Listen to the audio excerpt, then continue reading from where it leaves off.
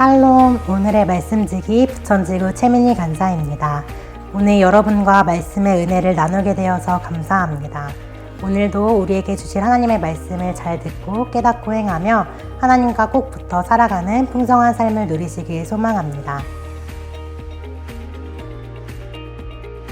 오늘 말씀에서 모세는 이스라엘 백성 2세대에게 본격적으로 가나안 땅에 들어갔을 때 어떻게 살아야 할지 규례와 법도를 가르치고 있습니다. 모세는 하나님의 말씀을 바르게 들어서 알고 그 뜻을 행하는 것, 곧 하나님과의 교제가 생명의 본질이 된다는 것을 이야기하며 강함하지 말고 하나님의 명령을 지키라고 명령합니다. 강함 없이 말씀을 지키며 살아가는 것이 가능할까요? 그렇게 살아가고 싶지만 참 어려운 것 같습니다. 사실 말씀대로 가감없이 온전히 살아내신 분은 오직 예수 그리스도 뿐이십니다.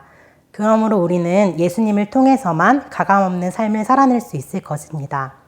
예수님 안에서 말씀을 비추어 애쓰는 마음으로 살아가는 것이 바로 성도의 올바른 태도입니다.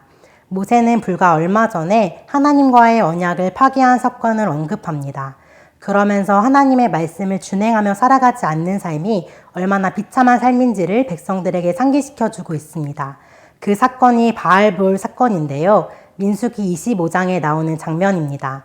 하나님께서는 이스라엘 백성들을 발람의 저주로부터 신실하게 지켜주셨지만 이스라엘 백성들은 발람의 게임에 넘어가 모압 여인들과 음행을 저지르고 음란한 제사를 지내며 타락하게 됩니다.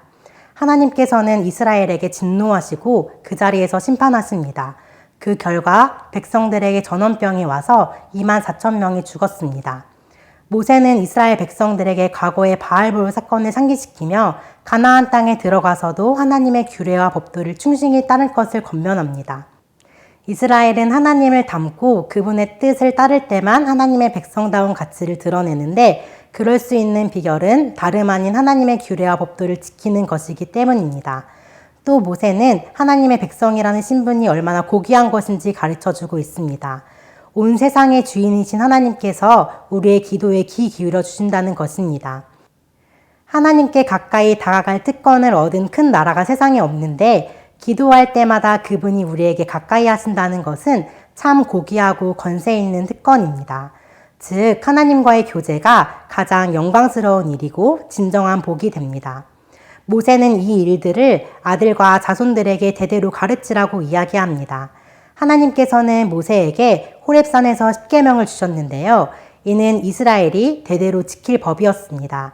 그렇기에 말씀을 전파해야 하고 말씀을 지키며 살아가야 합니다. 하나님의 말씀은 한 개인에서 끝나는 것이 아니라 모든 자가 알아야 하기에 전해야 하고 지켜야 합니다. 사랑하는 풍삼 독자 여러분, 먼저는 우리 각 개인이 예수 그리스도 안에 거하며 가감없이 말씀을 지키며 살아가게 되고 또 날마다 기도하며 하나님과 가까이함을 누리며 살아가게 되시길 소망합니다. 그리고 더 나아가 모든 자들이 알아야 할 하나님의 말씀을 전파하고 양육하는 자들로 쓰임받게 되기를 소망합니다.